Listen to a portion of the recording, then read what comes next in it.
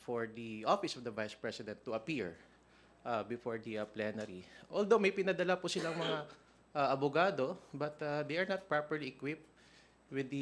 We have to give dignity and respect to the office that they represent. At ang isang pinakamagandang pagpapakita nito ay syempre yung pagpunta dito sa Kongreso. Kasi Respeto po sa Office of the Vice President ay binibigay po ng House of Representatives. Pero may Po. For Kong Jill Bongalon, kasi 3 a.m. na, I guess, almost 3 na po natapos yung budget hearing kanina. Can you walk us through lang po and paano yung magiging move or next action ng majority, like sa amendments na po ba, if ever na hindi pa rin po umattend ang or any representative ng OVP, tomorrow na ba yung adjustments, for example, sa budget ng OVP? Thank you. Right. Thank you for the question. So, yung parliamentary status po ng budget ng Office of the Vice President is that it has not yet taken up in the plenary, ano? Kasi kahapon, 17 oras naghintay ang miyembro ng House of Representatives for the Office of the Vice President to appear before the plenary. Although may pinadala po silang mga abogado, but they are not properly equipped with the authorization, no? So in other words, they're not authorized to represent on behalf of the Vice President. So ngayon po, naka-schedule ang pagtalakay sa budget ng Office of the Vice President.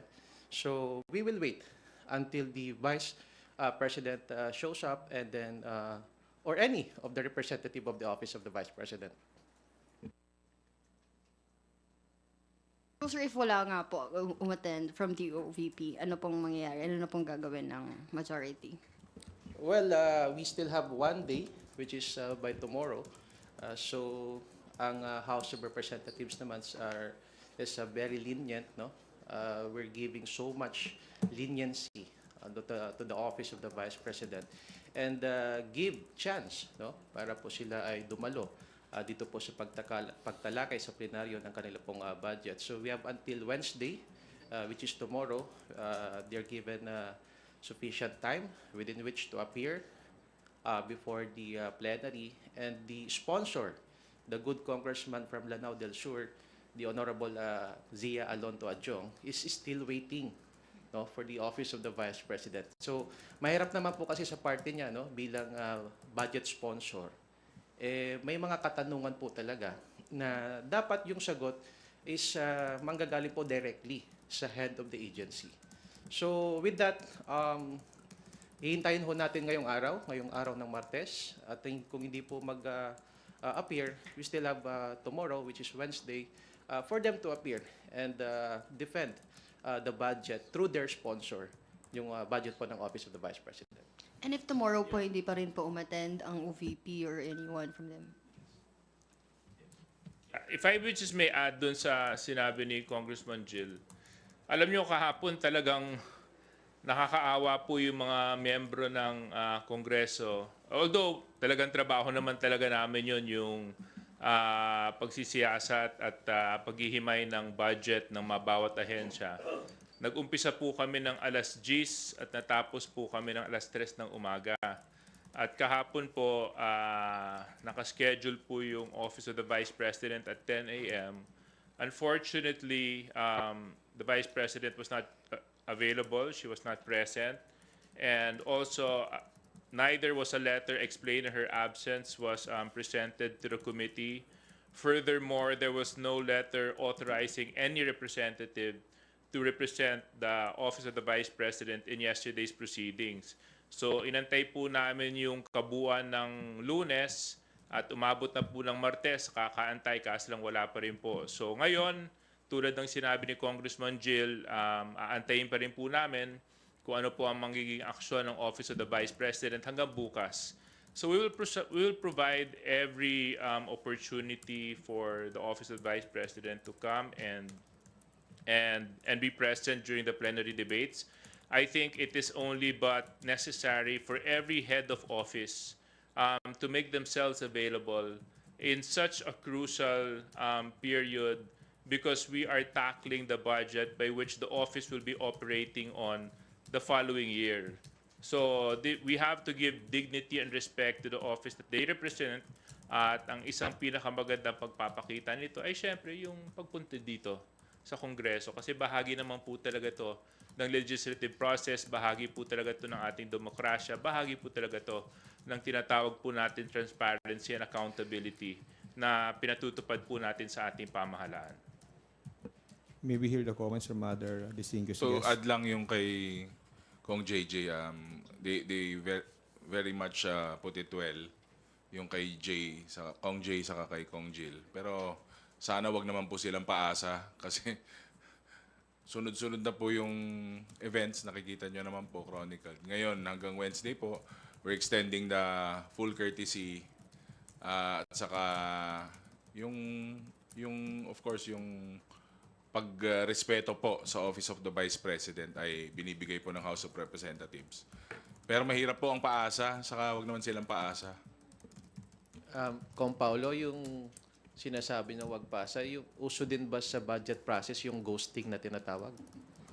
Oo nga, no? Pero ano na ngayon, hindi na August. Extended.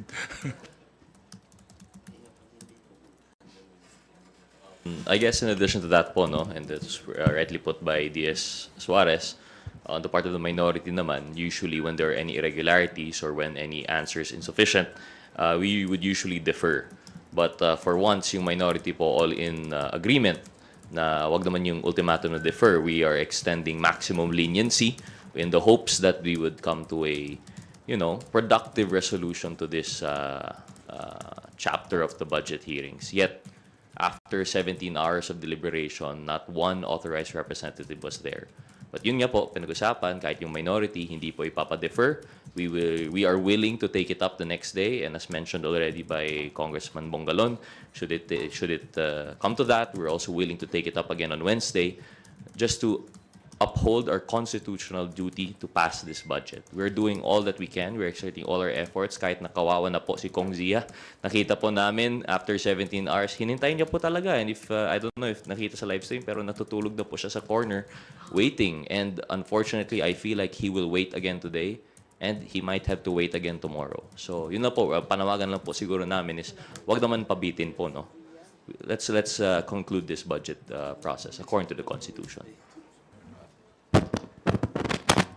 Lahat naman po ng lahat naman po ng mga departamento kailangan dumaan sa prosesong ganito. Wala pong exempted dito at binibigyan naman po ng respeto at paggalang, no, ang opisina ng Vice President. Yun lang, sana umattend, no, at respetuhin ang proseso at sana wag pa-baby, no. At talagang kailangan kasi nating malaman, no, kung saan niya dinadala, ginagamit, no, yung budget ng OVP. So sana respetuhin niya yung proseso, no, at magpadala ng representative or umattend siya sa budget hearing na lahat naman ng mga departamento ay ginagawa. Thank you, Marian. Let's move to the next question from Bibian Gulia of ABS-CBN2. Good morning po. Clarification lang, as of now, until this time po, wala pa ring letter of explanation na ibinibigay sa Kamara ang Office of the Vice President regarding the absence, and wala pong dumating today na representative from the Office of the Vice President. And just to reiterate the question po kanina, what will happen if on Wednesday, wala pa rin pong ipadalang letter or of explanation or representative ang OVP? Well, from my knowledge, as of today, wala pa rin pong pinadadalang explanation, wala pa rin pong pinadadalang sulat o anumang document para ipaliwanag kung bakit wala po sila kahapon. We will wait for the entire day of Tuesday because we really want to progress already dito po sa plenary debates ng iba't ibang mga ahensya. Medyo sumisikip na nga po dahil yung ibang mga departments naka-schedule for today, yung ibang na mga departments na hindi po na-defer nung nakarang linggo, naka-schedule for today, at yung iba naman para bukas. So I do hope that we're able to close this chapter and we can move forward already because we're scheduled to go on break on the 25th, so sa Wednesday. So kailangan po talaga matapos kaagad namin to within the given time period. Now, doon po sa tanong po ninyo, kung wala pa rin po, siguro mas maganda pong antayin po natin kung ano po ang magiging aksyon ng plenaryo dito at kung ano po ang magiging rekomendasyon ng Committee on Appropriations because they're the ones presenting the budget right now on plenary. So this is not a decision for us to make, but rather a decision for the 315 or 16 congressmen who compose the House of Representatives. But can you at least walk us through the scenarios po, possible scenarios? For example, posible po bang ipasa yung budget? I mean, could it delay the target to pass the national budget on third reading on Wednesday? Or posible po bang yung panukalang 733 million, yun na yun? Or posible bang bumaba pa po yung panukalang budget para sa Office of the Vice President? As of now, siguro it wouldn't be prudent to answer the question because let's give them a little bit more time.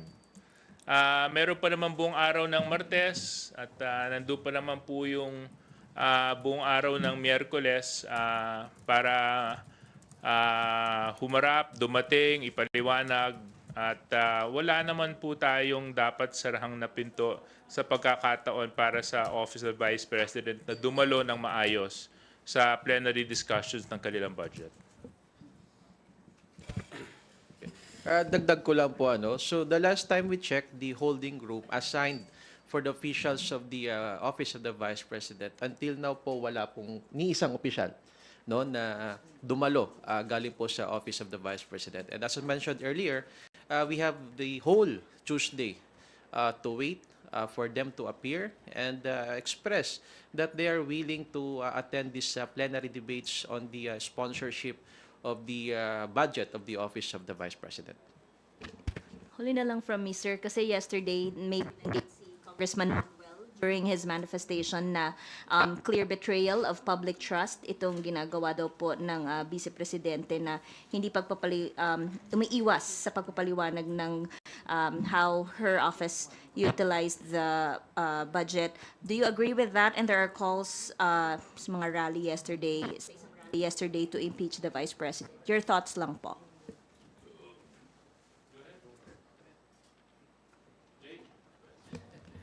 Well, hindi naman kasi napag-uusapan dito sa House yung pag-i-impeach sa Vice President. Katulad nga na sinasabi ni Kong JJ kanina, we respect the Office of the Vice President and we are giving much leeway sa ating VP para i-defend at pumunta rito sa House para i-defend yung kanyang budget. So, sa majority, wala kaming napag-uusapan tungkol sa impeachment. Hindi natin iniisip yan. At ang importante sa amin ngayon is maipasa on time yung budget, including the budget of the Office of the Vice President, At maipakita sa tao na ang Kongreso patuloy nagtatrabaho para may ahon ang kanilang buhay para makatulong tayo sa buhay ng ating mamamayan. At syempre, yan din yung gusto ng ating leader sa Kongreso, Speaker Martin Romualdez, na maipasa agad ang budget dahil ang budget na ito budget na malaki ang maitutulong upang maiangat ang buhay ng ating mga kababayan.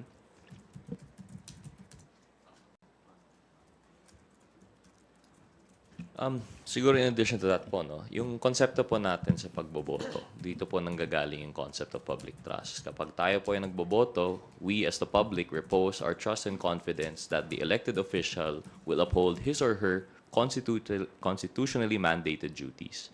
So when an official who is supposed to appear before the House and defend his or her budget fails to do so, to an extent, betrayal po of public trust yun. That is true. It is the betrayal of that duty, constitutional duty, for his or her part in the budget process. But yung to the point naman po, ma'am, na sinasabi na impeachment, I think that's, yun nga po, as sabi ni Kong Jay, wala naman po yun on the table in the House, di man pinag-uusapan, and you have to consider the degree of the public trust that has been betrayed. But just to be purely technically po, it is in a way betrayal of public trust. But whether it would amount to impeachment, masyadong malayo naman po yun. Yun lang po masabi. For my part, I totally understand where Congressman Manuel is coming from. The frustration that he has felt in the past few weeks with regards to the issues confronting the Office of the Vice President with regards to their funds, fund management, and how it was utilized, and much more yesterday na nakaschedule po yung Office of the Vice President for plenary discussion. At yung hindi po pagsipot dito ay talaga namang I mean, pagpapakita po, personally, I'm disappointed. I mean, I would have expected more. I mean, this is such an important part in the budgetary process. And if you can see, and if you have seen in the past few days, weeks, secretaries are here waiting for more than 10 hours just so that their department can be presented in plenary. And no one is excused from this process. So I do understand the frustrations of Congressman Manuel, and I do respect where he's coming from. And with regards to that, I'm still hopeful na sana itong mga darating na araw naman, di ba? Dumating, magpaliwanag para matapos na po natin ito. Thank you. Next up, we have a question from Billy Vegas of Abante Politico. Magandang umaga po. Hingi lang po ng reaction kasi it appears po based dun sa mga lumabas sa social media na galing sa beach si VP. So nakapunta siya sa beach pero hindi siya nakarating sa budget deliberation. So ano pong thoughts niyo doon? Kung totoo man yun, sir, papasana all ka na lang talaga. Kasi kami, dire-diretso po yung trabaho dito sa House. Siyempre, napaka-importante nga po nung na-highlight na exercise ng budget deliberations. Clear naman po sa statements ko from previous na press cons na hindi namin napag-uusapan yung impeachment. Pero parang ang dating tuloy sa mga nangyayari sa pag-snub po sa mga hearings, sa pag-walk out po sa hearings, sa pag-take ng oath, sa hindi pag-defend ng budget. Parang hindi po siya interesado sa trabaho at sa pagiging active po bilang Vice President. Siguro, ewan ko, baka ako lang to, baka magpa-file siya o tatakbo siya. Baka ibang gusto niyang position. Kaya medyo ibang treatment niya sa Office of the Vice President. Well, for me, nakaka-disappoint, because we expect so much from her. At nakakalungkot dahil talagang nakita naman natin na yung mga kasamahan natin, kami dito sa Kongreso, nagtatrabaho talaga ng ng hanggang madaling araw para maipasa yung batas. At yun nga, ipinagpaliban yung budget niya kahapon. Tapos, kung totoo man, malalaman natin na siya ay naliligo sa beach, nagbi-beach, nagpapakasarap. Samantalang yung mga tao dito sa Kongreso, nagpapakahirap para ipasa yung budget for 2025. Talagang nakaka-frustrate, talagang sana humarap na lang siya rito, tapusin natin yung budget hearing, pumunta siya rito, i-defend yung budget ng OVP, gawin yung kanyang mandated constitutional responsibility na i-defend yung budget ng OVP. So, nakakalungkot na nagkaroon tayo ng Vice President na talagang kinakalimutan yung kanyang trabaho at yung kanyang responsibilidad na gawin yung kanyang constitutionally mandate na trabaho para lamang mag-beach, kung totoo man yun. For my part, this is bigger than the Vice President per se. Ang daming personnel, ang daming tao, ang daming mga empleyado na nasa ilalim ng Office of the Vice President. So dapat iniisip din nila yung kalagayan nito. Kasi kung walang budget to, paano yung sweldo nila sa susunod na taon? Paano yung operating expense ng Office of the Vice President kung wala sila? So I mean, this is not a matter of personality, but a matter of position that she has been elected to and that she needs to hold dear to her heart, especially the responsibilities that come with it. And some of those responsibilities may be difficult. Some of those responsibilities may be hard. But those are responsibilities that have to be done. And one of those responsibilities is coming to Congress, standing for your agency, and supporting your budget. So with regards to the photo in the beach, hindi ko pa po kasi, although I've seen the article, seems like it's a nice beach. Siguro pag may time tayong lahat at wala na tayong masyadong gawa, siguro maganda makapunta din tayo doon para makita natin.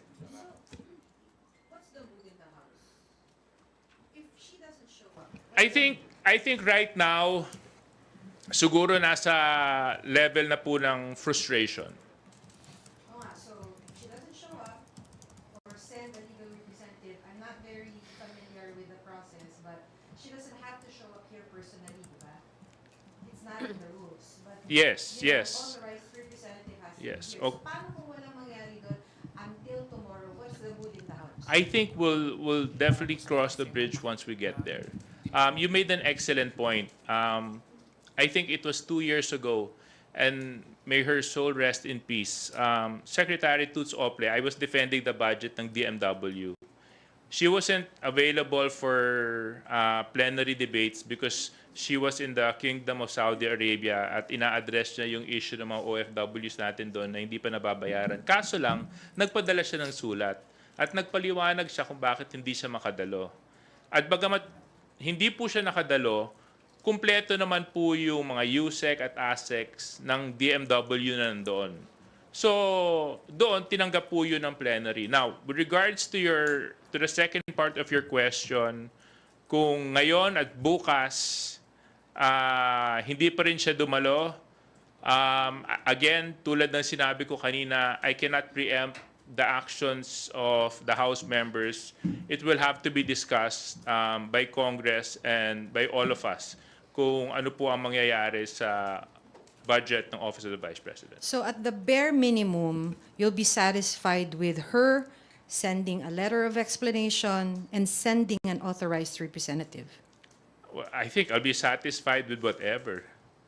I mean, when I say whatever is legally binding for us to actually continue on with the budget proceedings.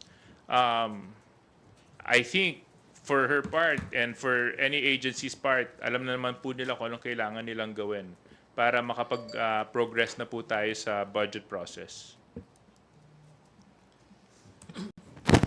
Ang problema po kasi hindi natin masagutan diretso yan. Kasi first time lang po mangyayari ito na isang departamento, no, walang ipinadalang representative, hindi nagpakita yung kanyang mga tauhan, no? So first time nangyari ito. Tama naman po si Kong JJ na talagang kailangan pag-usapan, no, ng majority at miyembro ng Kongreso kung anong gagawin, no? Dahil nga first time nangyari ito na walang representative, wala yung department head, no, na hindi sila umattend, no, sa budget hearing ng kanilang departamento. Well, just to give a reaction on that matter, so unang-una, naghintay po yung miyembro ng House of Representatives, no, for the Vice President to appear before the plenary and help the sponsor to answer the questions. So there are photos and even videos circulating that on the Monday morning, nandun po siya sa isang beach, no, in Camarines Norte. Sa amin po yun, sa Bicol region. So maganda kasi na-promote pa po yung Calaguas Beach. In other words,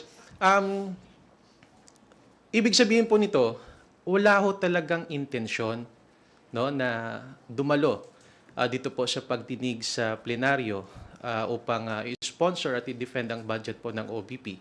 Sapagkat kung meron po siyang intensyon, dapat Sunday man lang nandito na po siya sa Manila. O kaya naman, nakipag-communicate po siya sa office ni Congressman Adjong para magkaroon po ng briefing at i-prepare man lang at mapaghandaan po ng budget sponsor ang mga katanungan ni tatanong po sa OVP.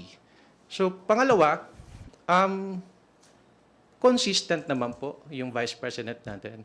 In fairness to her, consistent in the sense na hindi po siya dumalo nung Committee on Appropriations Budget hearing, pati po dito sa plenary, hindi rin po dumalo. So kung ganyan po, it shows that she's not interested with her duties and functions as the Vice President of the Philippines. So kung ganyan po yung lumalabas, probably we can ask her to step down as the Vice President. Kasi nakikita natin hindi naman po siya dumadalo sa mga pandinig dito po sa Kongreso. So, ano po ibig sabihin nito? Hindi na po siya interesado at mas pinili niya pa po bumunta sa isang beach resort kaysa dumalo po dito sa pagdinig sa kanya pong budget. So, I guess it's the Filipino people. It's up to them to judge the Vice President. Yun na lang po siguro ang mga reaction ko po dyan. You're asking her to resign. Kung hindi na po siya interesado sa kanya pong duties and functions as the Vice President, we can ask the Vice President to step down. Thank you. Let us acknowledge Rosalie Cos from UNTV. Good morning po, Kongs. I'm not sure if you have read the letter of VP Duterte addressed to Kong Sia. It's dated September 11, and then she said, the Vice President said, as communicated to the Speaker of the House of Representatives and the Chair of the Committee on Appropriations, the OVP has duly submitted all the required documents to the committee pertaining to its budget request for the upcoming year. Furthermore, a comprehensive overview of our proposals was presented during my presentation on 27 August 2024. In consideration of the foregoing, the OVP leaves the deliberation of our budget proposal in the plenary entirely to the pleasure of the House of Representatives. So, long before the plenary deliberations, may sulat na po si OVP. Why do you find it not acceptable? Well, it's basic. Yes, it's up to the sound discretion of Congress. Yun naman talaga yun Kaso lang, pagdating sa budget deliberations, yung mga departments at agencies concerned, dumadating. Kasi pagdating ng mga katanungan sa sponsor at wala yung representative ng ahensya na yon, paano may sasagot? Paano magkakaroon ng kaliwanagan? Huwag po natin kakalimutan ang pinag-uusapan po natin dito, pera ng taong bayan to, hindi to pera ng iisang tao, ng isang pribadong individual. These are funds, these are public funds that have to be properly explained, have to be properly determined how they were used and how they are planned to be utilized for the succeeding year. That's why the agency heads and the agency representatives or the departments have to be present during plenary debates. So, given that she has a letter, that's true. Yes, it's up to the sound discretion of the House. However, we cannot take away that there is a process in determining the budget. I think if we take note po, the contents of the letter just is a reiteration of the answer that they have interposed even for the pre-budget deliberations. So, kumbaga po, inuulit niya lang po na she's leaving it to the House to decide on the fate of her budget. However, it does not say that she will not participate with our processes. It does not say that she will not attend. It does not say that she will send an authorized representative. So I don't think the September 11 letter would be any indication of what transpired yesterday. So I don't think we could have been prepared po. But with that said, as mentioned earlier, we, the House collectively will be extending maximum leniency, and we're hoping for the best po that at least the bare minimum would be complied with, that we may proceed with the budget. Yun lang po. Alright, mag-follow up lang po ako. Yun pong non-appearance ng Vice President po before the House of Representatives plenary deliberations, how does this affect the whole budget proceedings po? Will, yung pong assumptions na magkakaroon ng re-enacted budget, may ganun bang usapan? Wala. Or nadidelay ba yun pong budget proceedings dahil lang po sabi nyo nga po, it's very unusual for a head of a government agency not to appear before the budget deliberation. So, gaano nito naapektuhan po yun pong mahalagang proseso na ito dito sa Kamara? I think everybody will have their opinion in this. I think it affects everybody. Number one, like what I told you, as a matter of operationalizing the budget process, kita nyo naman, nagsisiksikan po lahat ng mga departments at agencies ngayon para maipasok natin lahat ng kanilang mga budget presentations for Tuesday, Wednesday. Actually, this started since last week. Not to mention, we have congressmen sleeping at 4 a.m., waking up at 9 a.m. just to make sure that they are here, present, doing their responsibilities. So with this, there's a certain gray area as to where and how po natin isisingit. But like what I told you kanina, we will extend all courtesy and leeway, and kung necessary, magpupuyat tayo para lang antayin siya. Kaso lang ang mahalaga, wag naman po natin i-disrespect yung proseso dahil bahagi po talaga ito ng demokrasya. Kung lahat naman po dumadaan sa ganito, bakit exempted? Di ba? Walang exemption dito. Everybody has to go through the process. So, with that being said, you mentioned an issue about reenacted budget. I don't think that is within any real means, because so far naman all the other departments and agencies have fully complied with the requirements of the law. So, ito lang naman talaga yung issue lang talaga ng Office of the Vice President, yung medyo hindi pa namin maintindihan. Ako personally, hindi ko talaga maintindihan kung bakit hindi na lang dumalo dito para matapos na to. To add lang po, siguro para mas maintindihan po ng mga viewers din po na iba. 'Di ba? Sabi nga po nila sa classroom, merong batas. Naalala niyo pa 'yon? Bawal lumabas, bawal lumabas. Para kami nasa classroom. Kung may sakit ka, may excuse letter ka. Kung nag-absent ka, absent ka. Kung nag-half day ka, absent ka. Kung nag-cutting ka ng classes, absent ka pa rin. So, absent, wala. Hindi po siya nag-attend, hindi nag-participate. Kung nandyan man, hindi nasagot po yung mga tanong, lalo po nung briefings. Kasi nga, meron pong statement, meron siyang script na ginamit. Siyempre, makikita nyo yung frustration sa House.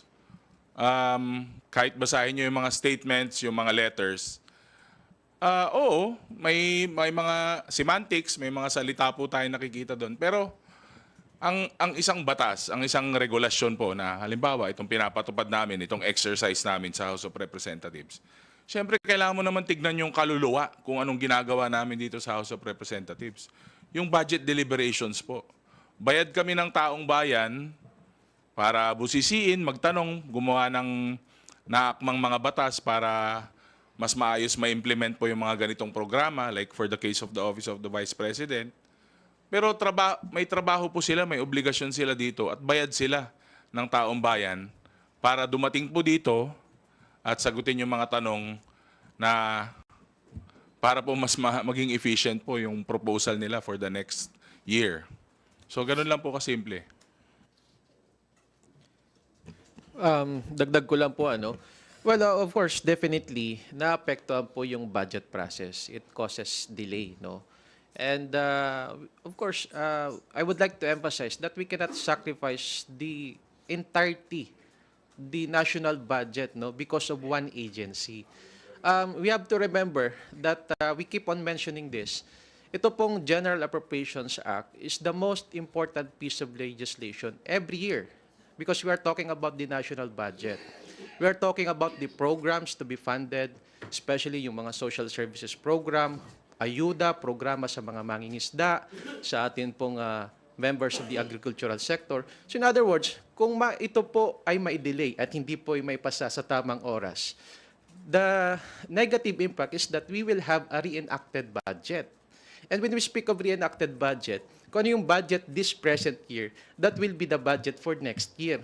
So affected yung mga programa na kailangan taasan yung pondo, mga programa na dapat kailangan na busisiin. So that is the essence on why it is very important ito pong budget process. So if meron pong isang ahensya ng gobyerno na makakaapekto po, definitely we will not allow that. Because masasacrifice po yung the entirety of the budget of the Republic of the Philippines.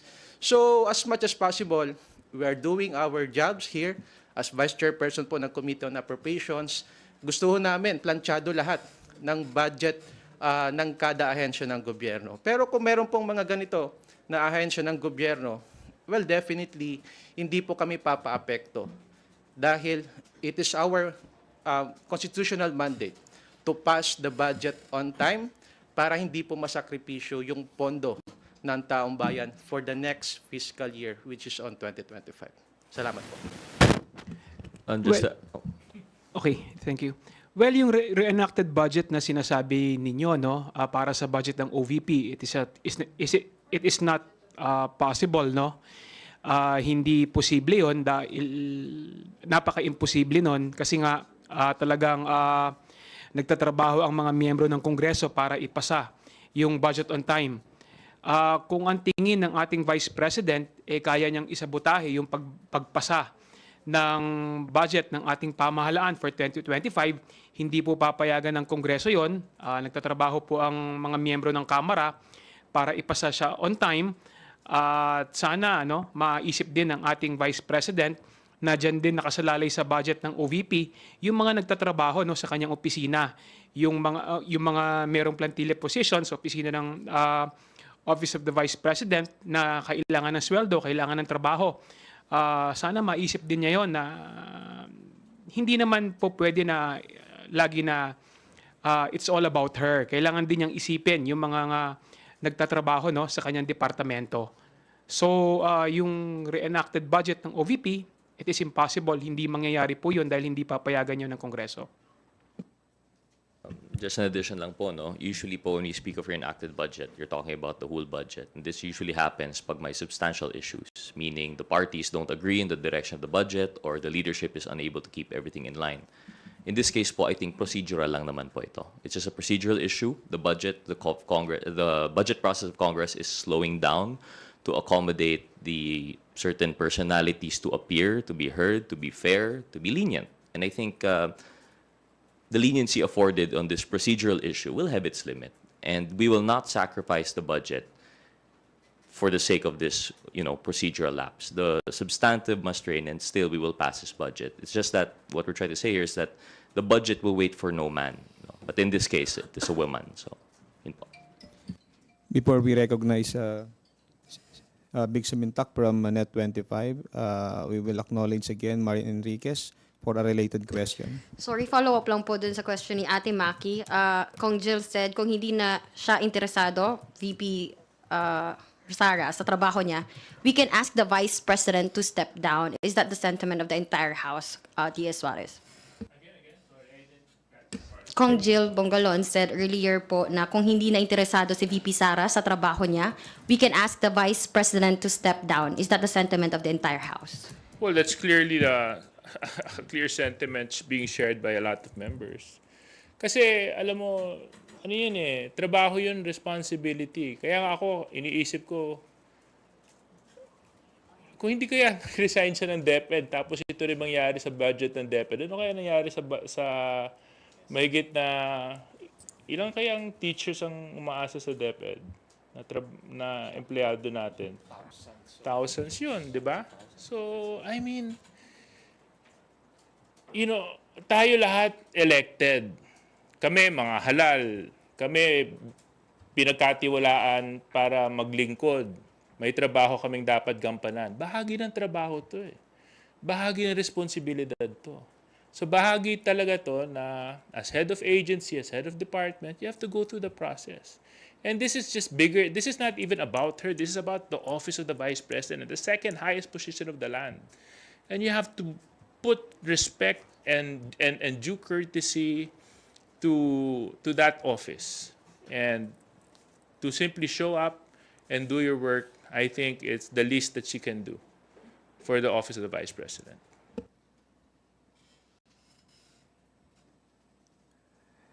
Thank you. Big Samintak from Net25, please proceed with your questions. Magandang umaga po. Ang sabi nyo nga sa ngalan ng kortesiya, leniency, ibibigay nyo lahat sa Office of the Vice President. Naghintay kayo kahapon, maghihintay kayo ngayon, bukas, siguro hanggat magpakailanman. So, ang sabi nga ni Congressman Kunghon, kaya sabi ko, hiramin ko si Tita Mili. First time na nangyari ito. So my question is, dahil ito ay magiging first time, at kung hindi talaga siya dumating, magkakaroon ba kayo ng clear policy ngayon sa budget deliberation ng isang head ng agency na hindi darating para malinaw kung anong gagawin ng Kongreso? Well, definitely, hindi kami mag-aantay ng magpakailanman. Kasi kailangan maipasa yung budget by Wednesday. At hindi ito mapipigilan, no, ng opisina ng Vice President na maipasa ng Kongreso ang budget come Wednesday. Yun nga lang, katulad nga ng sinabi natin kanina, first time nangyari ito, at kailangan din magdesisyon, no, ang mayorya or ang mga miyembro ng Kamara kung ano ang gagawin dito. Dahil yun nga, first time na nangyari ito, at kailangan mag-usap-usap ang miyembro ng Kongreso kung paano i-approach, no? Hindi namin masasagot ng kami lang to dahil syempre ito ay usapin na kailangan desisyonan ng buong Kamara de Representante. Alam mo, she can come here eh. She's been here twice. She went here during the budget briefing in the committee level. She went here last week when we had the first hearing on good government. So she has time to go to the beach. She should have time to come here. Pag madami ng absent sa classroom, may drop na. Parang ganun ba yan?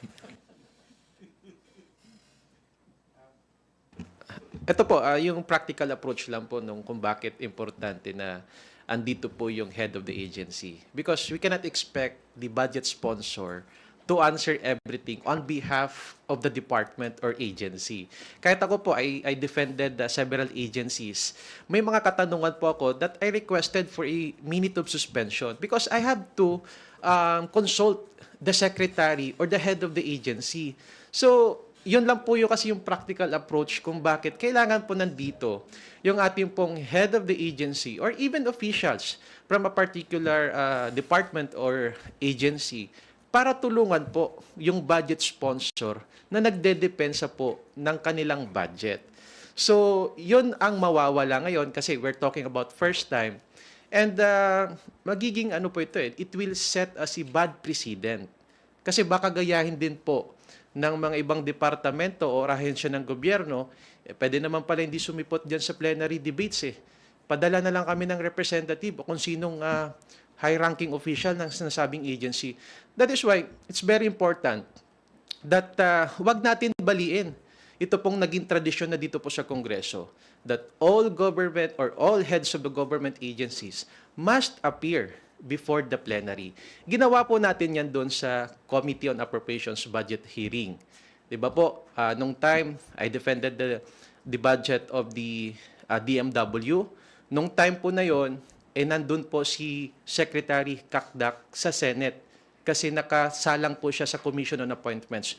So what did the Committee on APRO did is that ini-reschedule namin, kinancel namin yung budget hearing because members of Congress want the Secretary to present the budget before the members of the House of Representatives. Same thing in plenary discussion. Babalik po lahat ng heads of the agencies to aid, to help the budget sponsor in defending their respective budgets. So, yun po yung practical application kung bakit kailangan at importante na yung head of the agency ay nandito po sa plenaryo. In addition lang, the congressman defends the budget. Pero we are not the disbursing officer. Hindi naman kami yung tagagastos ng budget. We justify the budget, we defend the budget, but hindi kami yung tagagastos, no? So, kailangan mismo kung sino yung gumagastos ng budget, dapat sila yung naandito para sabihin kung paano nila ginagastos yung budget ng ahensya. At yun yung nakakalungkot, no? At yun yung nakakaawa sa sitwasyon ni Kong Sia. Maraming katanungan ng mga miyembro ng Kongreso na siguradong hindi niya masasagot pag wala rito yung mga opisyalis ng OVP. Dahil sila yung nag-disburse, sila yung gumastos, sila yung gumamit ng pera. At sila pa rin yung gagamit ng pera nitong 2025. So, kailangan nandito sila para ipaliwanag kung paano at saan nila gagamitin yung budget na ipinagkakatiwala sa kanila ng mamamayan. Just to add lang po siguro, I think we're all in agreement here that we will not shift our rules for accommodating incidents such as this. On the part of the minority naman po, there might be a confusion, no, that we might be happy if there is no one to help the budget sponsor to defend it. We can say whatever you want. But that's far from the truth. Hindi rin naman yun yung gusto namin. What we're here for in the budget is to find answers, to seek answers, to clarify, to explain bakit po ganito yung budget. When you don't have a resource person around to aid the budget sponsor, not so much as to defend, but to, to put substance into the budget, it becomes a lost cause. So, and I think regarding the rules, this is the first time lang po siguro, and hopefully it is the last. This would be the first time that an official has failed to reach the bare minimum of decency to at least appear po, no? Or at least send a representative. But we're still hopeful that this would not be repeated. And we're still hopeful that the bare minimum of attendance would be, continued by other members. So I don't think we will have to change our rules for this po. Thank you. The next question. May follow-up lang. Oh, ako, Ryan. go ahead, Vic. Just Sorry. one follow-up na lang po. Based on your explanation nga po na hindi nyo babaliin yung rules ng plenary regarding budget deliberation. So, is it possible na kung talagang hindi siya darating as a matter of parliamentary procedure, may miyembro na tatayo na lang mag-move to adopt the recommendation of the Appropriations Committee?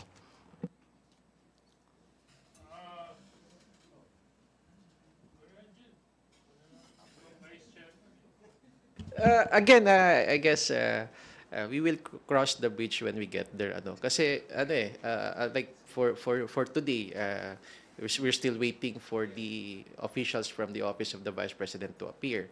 So malay nyo, magkaroon po ng himala. Mamayang hapon dumating. Di at least hindi mangyayari yung nabanggit po ninyo, sir, no?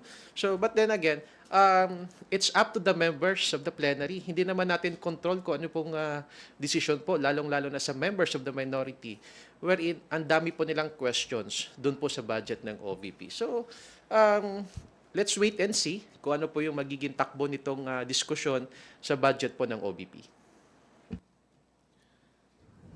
Thank you, Vic. The next question comes from Lenesca Panti of GMA Online. Ay, good morning po, Lenesca. Ay. And sir, good morning po.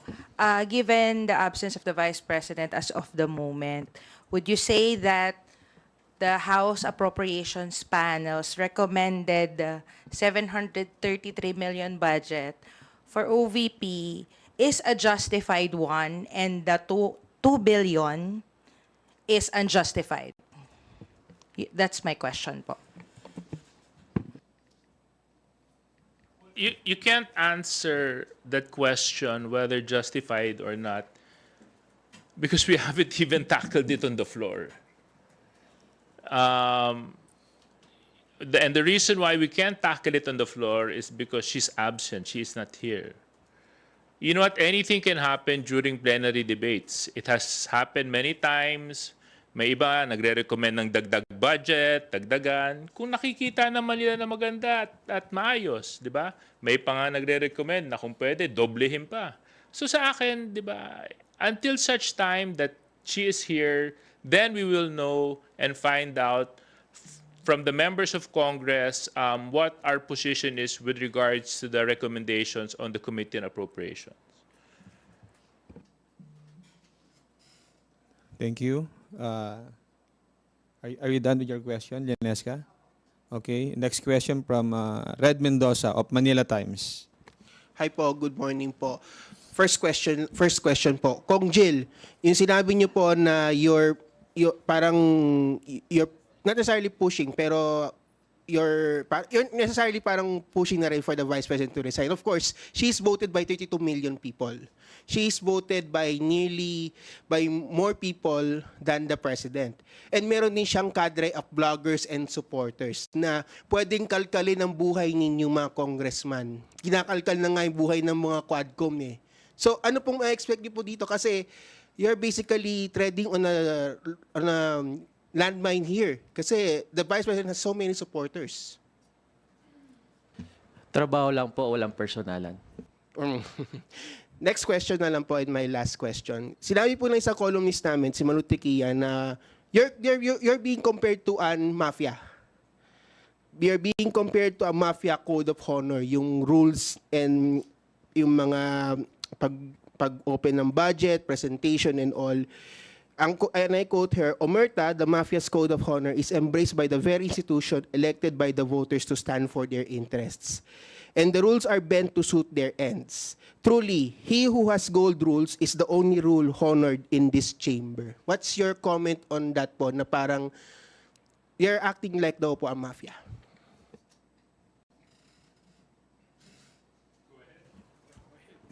She's entitled to her own opinion. Bahala siya. As Kong Jill said, we're just working with the rules here. We're nagtatrabaho lang po kami. I appreciate the questions read, no, but they seem to be politically charged. So I think we'll just leave our work to speak for itself po siguro. Ako, nabanggit mo yung 32 million, siguro ang isang opinion ko na lang doon. Respetuhin niya yung nagtiwala sa kanya para may luklok siya sa pwesto at gampanan niya yung trabaho bilang vice-presidente. Thank you. With regards to the landmine that you mentioned, yeah, it's been happening for the past 8 months, so it's nothing new. Thank you. Kenneth Basilio from Business World. Hello, magandang umaga po. So help us understand na lang po, no? State economic managers said they formulated the national budget with the Philippine Development Plan 2023-2028 in mind. So just to contextualize, the PDP places focus on promoting human social development, agriculture modernization, and domestic industry revitalization, among others.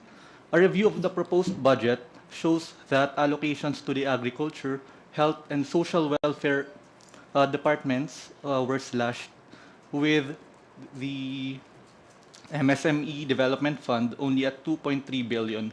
This is to support the 1.1 million micro, small, and medium enterprises that we have right now po. And the agriculture budget allocations stagnated po kasi when compared to the total economy po. Why does it seem na parang may disconnect between the Philippine Development Plan and the formulated proposed national budget po? And what could Congress do to ensure the budget adheres to the said plan po?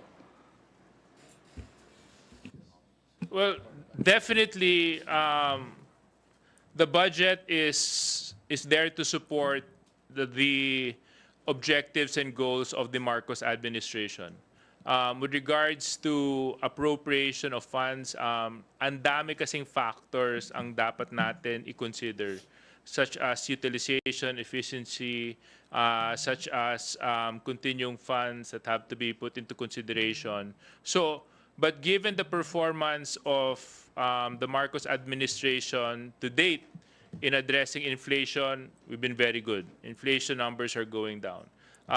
When it comes to improving the lives of Filipinos, I think Filipinos are more positive with regards to their output when it comes to their state and their state of life. Kung titignan po natin yung continuous social amelioration programs na ini-implement across the nation, that is unprecedented. It has never been done, and it's only being done by the Marcos administration. So with respect to the goals of the Philippines under the Philippine Development Plan, I think we are still very much on track.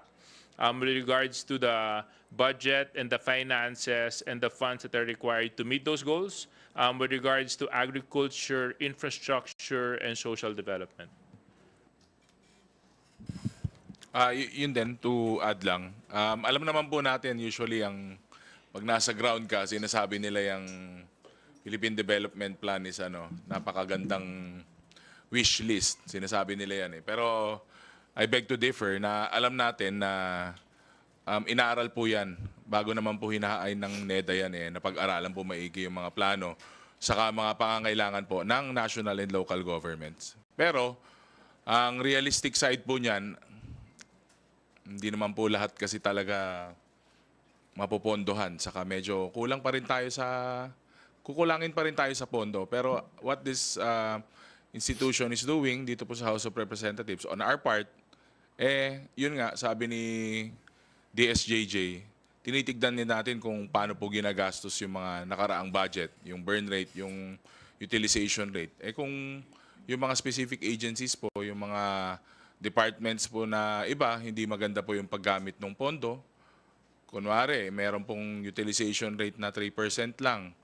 Bakit ganun po? So, siguro, hindi po karapat-dapat na mabigyan pa ng prioritization yung mga sectors na yun. So, it's really a tight balancing act. Pero syempre, wala naman pong sino mang leader o sino mang head ng ahensya na hindi po gustong mapondohan lahat ng priority na programs niya.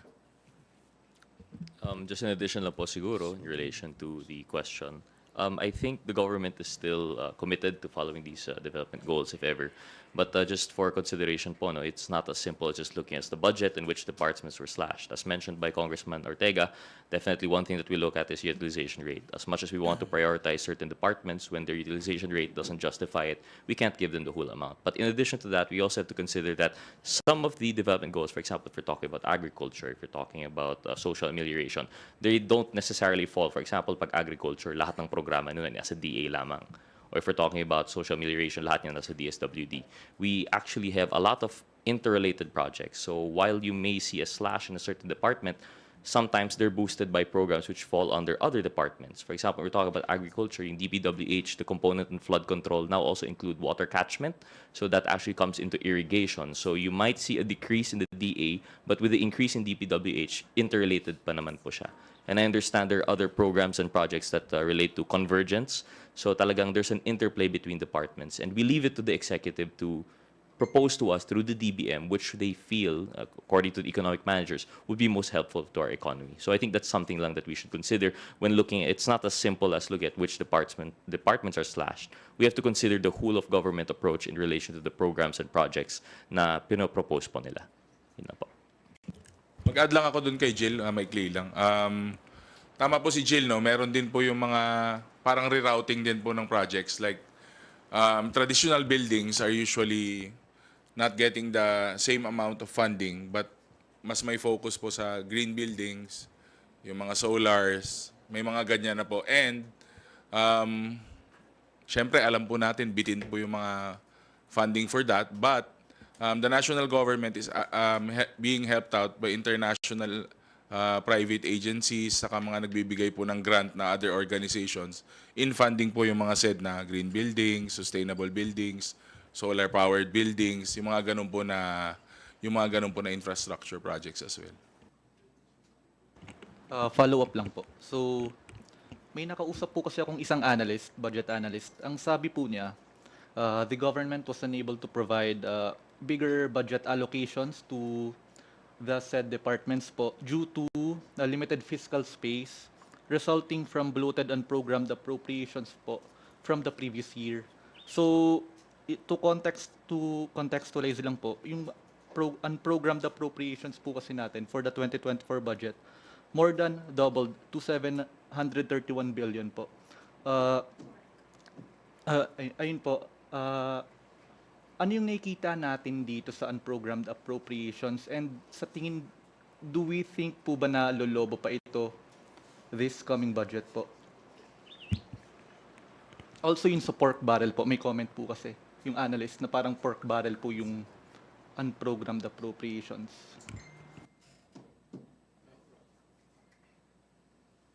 Well, the concept of unprogrammed appropriations is that it is valid under in every year's budget. Kung halimbawa may ipinasa pong batas no na kailangan pong pondo, yun po doon sa unprogrammed appropriations kukunin.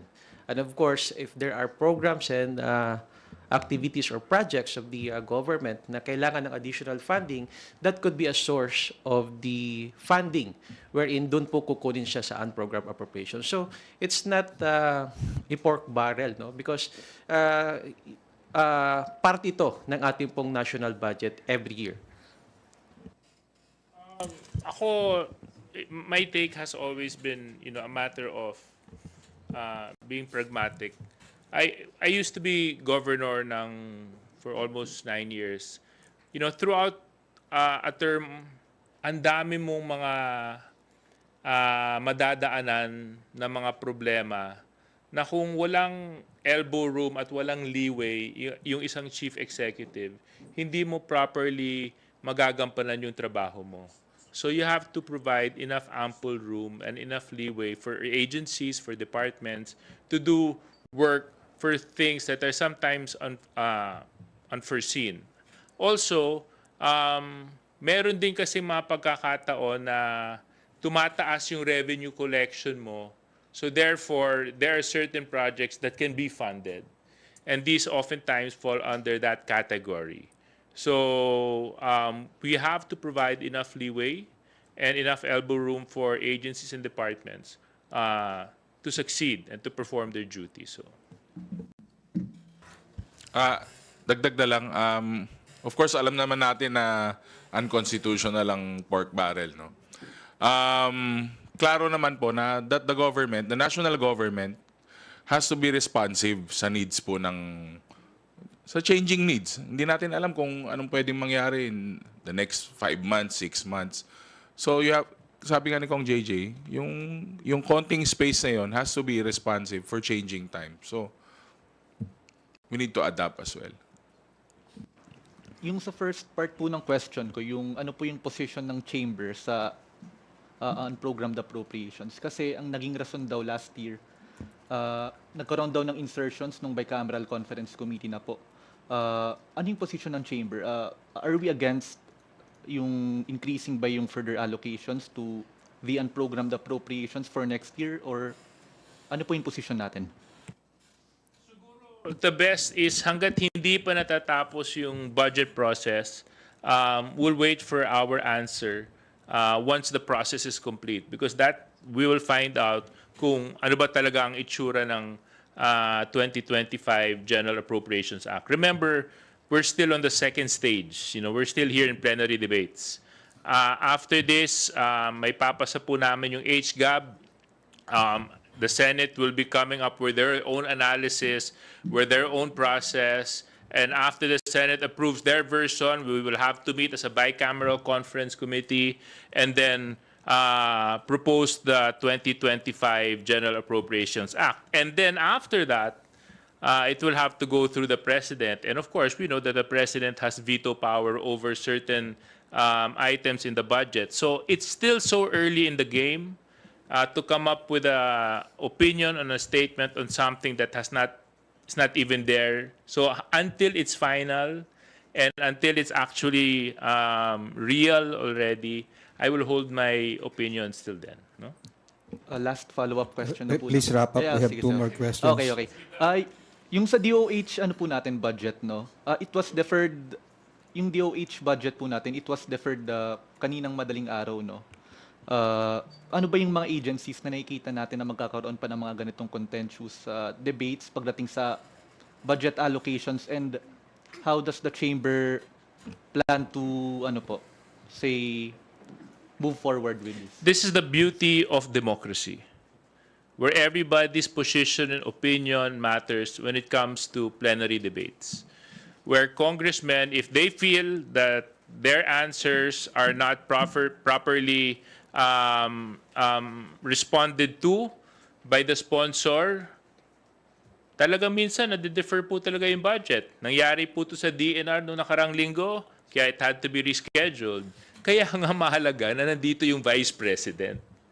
'Di ba? Kaya mahalaga ko, paano kung nangyari yung sitwasyon na naituloy yung hearing tapos may mga nagtanong tapos hindi maisagot ng sponsor kasi wala yung magpapaliwanag. Ano ngayon ang mangyayari sa proseso natin? So that's why, this is just part of the democratic process. So with regards to that, yes, it can happen. But that is the reason why Congress is working around the clock, like literally around the clock. Isipin nyo kagabi sa mga nandito at nakipuyat, alas 3 na ng umaga na tapos ang session and now we're still working. So feeling ko baka mamayang umaga, baka ngayong araw ng Martes, uumagahin pa ulit ang Kongreso sa paghihimay ng 2025 budget. Thank you, Kenneth. Before we hear the last two questions from Mela and Marian, we will entertain first a phone-in question from GMA Des, from Jenna Balauro. Does the House have the authority to detain a resource person held in contempt, and can they be placed anywhere according to the rules?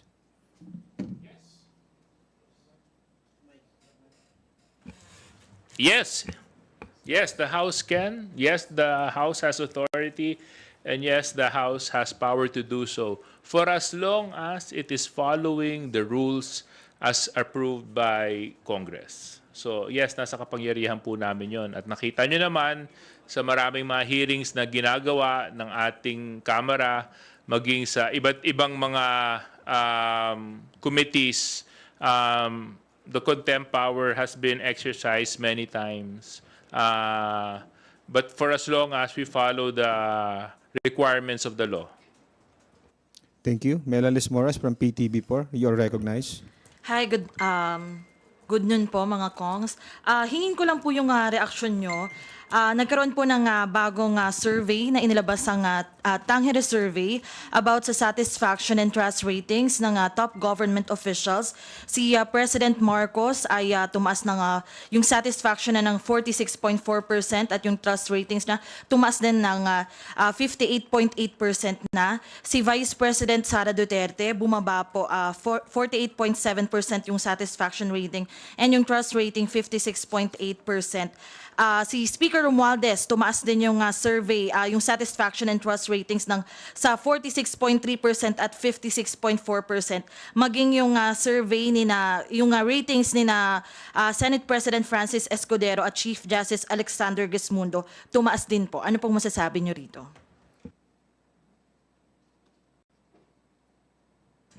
I'm satisfied. Hindi, sa mga, nakita ko yan kaninang umaga actually habang nagbe-breakfast ako.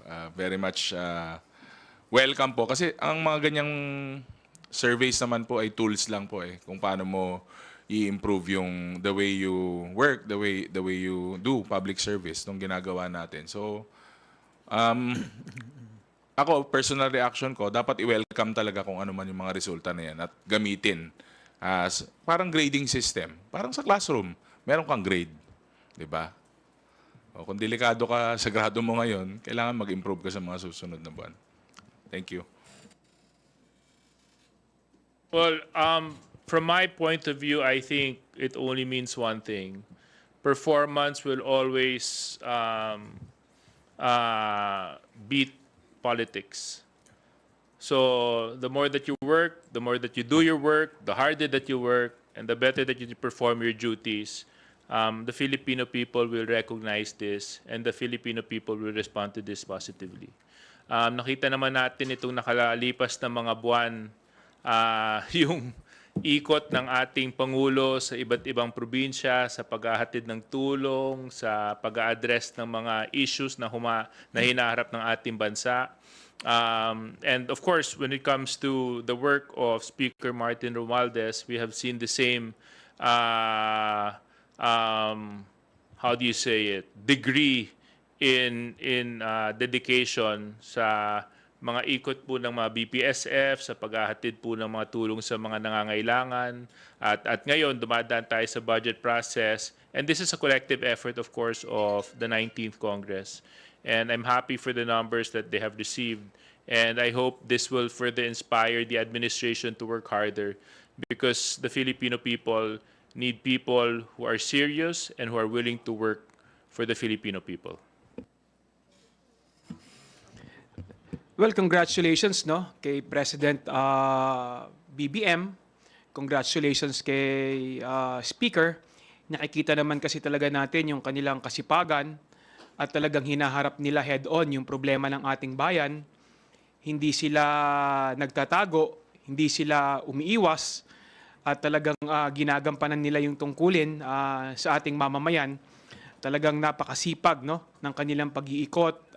Talagang gusto nilang makita, makausap lahat ng sektor ng ating mamamayan, lalong-lalo na yung sa ating mga kababayan sa Mindanao, ating mga kababayan sa Kabisayaan, no? Talagang pinupuntahan nila. So talagang hindi na tayo magtataka kung nakikita at nararamdaman ng ating mamamayan yung trabahong ipinapakita ni President BBM at ni Speaker Martin Romualdez. Thank you. Last question for today, Marian Enriquez from Channel 5. Sige. Pero si Gab muna, kasi medyo related kay VP yung tanong niya.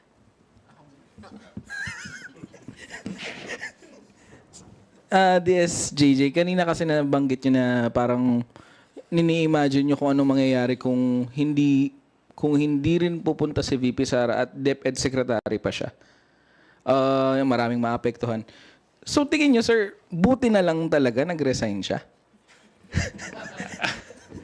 Well, hindi ko sinabi na buti na lang nag-resign siya. Ang iniisip ko lang kasi, syempre kung ito yung ugali niya bilang OVP, tapos assuming na hindi siya nag-resign, di ano nangyari sa budget ng DepEd?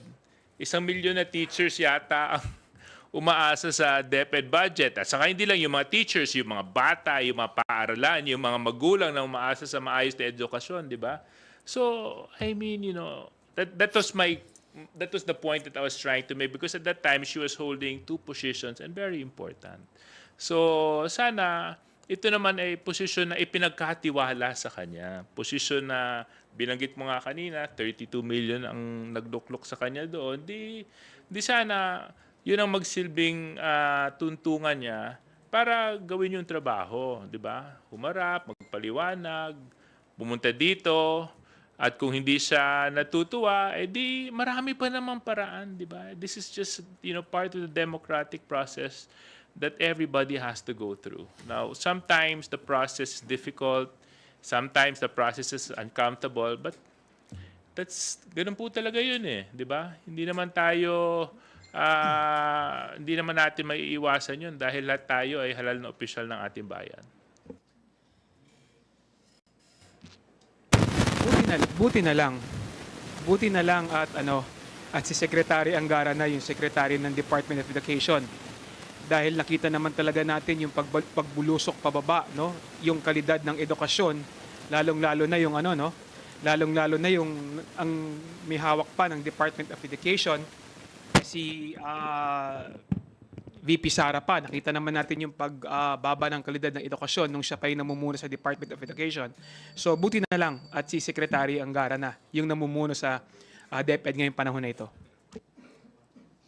To add lang, no, this is nothing personal para sa pagkakaintindi po ng taong bayan. No? This is not even a question on for her as a secretary, as the vice president. For me, ang totality po lahat nito, this is a question of leadership. Can you lead the department? Can you lead your office? Kaya mo bang i-lead? Kaya mo bang i-lead ang Pilipinas? Kaya mo bang i-lead yung constituency mo? So it's a leadership question. So kung may problema ka bilang leader, paano yung mga umaasa sa'yo saka nasa likod mo? So it's a leadership problem and a leadership question. Thank you. Thank you. Go ahead, Marian. I'm surprised lang wala nagtanong about Quadcom or anything. Pero siguro, ask ko lang po sana if you wanna comment on this po, si Attorney Melvin Matibag, nag-file po ng disbarment case against Attorney Harry Roque sa Supreme Court, noted yung social media post ni Roque on the Polvoron issue, among others, involving President Marcos. Your comment po. I've only come across that now. Kailan siya nag-file? This morning. Okay. Well, I hope even if sinong nag-file? Melvin Matibag? Yeah, I hope even if Melvin Matibag has filed the same, it's still not enough. It still doesn't give reason for Attorney Harry Roque not to present himself in the next Quadcom hearing, which is scheduled on Friday. So we hope na makadalo siya dahil marami tayong kailangan maitanong sa kanya. Gusto ko pong i-congratulate yung efforts ng PAOK TF noong nakarang linggo. Dahil habang nagka-Quadcom hearing po tayo, nahuli po nila si Tony Yang, yung kapatid po ni Michael Yang. So isa po siyang vital person of interest pagdating sa criminal underworld syndicate sa ilalim ng POGO. So with regards to that, I have no opinion because of course that is the position of Attorney Matibag. But what I'm hopeful for is Attorney Harry Roque presents himself in the next Quadcom hearing on Friday.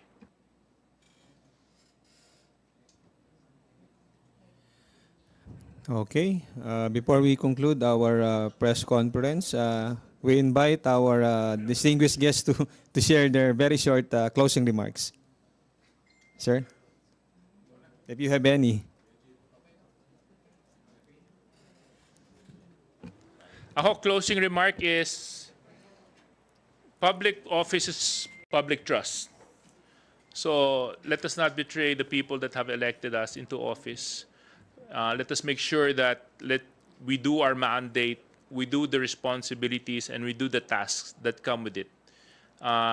So nandito po tayo, araw ng Martes, may 2 araw pa po tayo.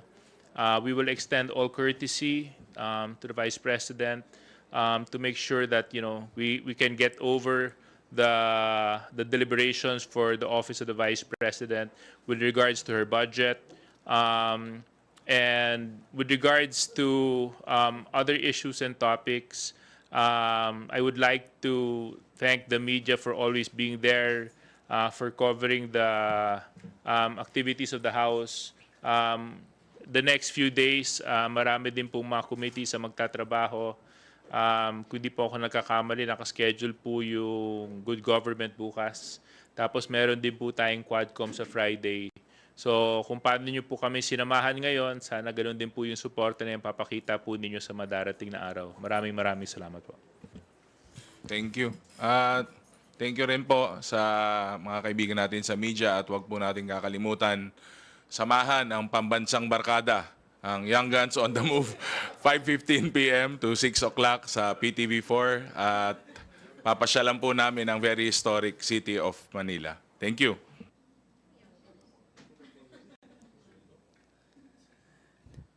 Thank you, Deputy Speaker Suarez, Assistant Majority Leaders Conghun, Ortega, and Bungalon, and Representative Gutierrez. Thank you for joining us today. Sa inyong lahat, magandang tanghali po. Salamat.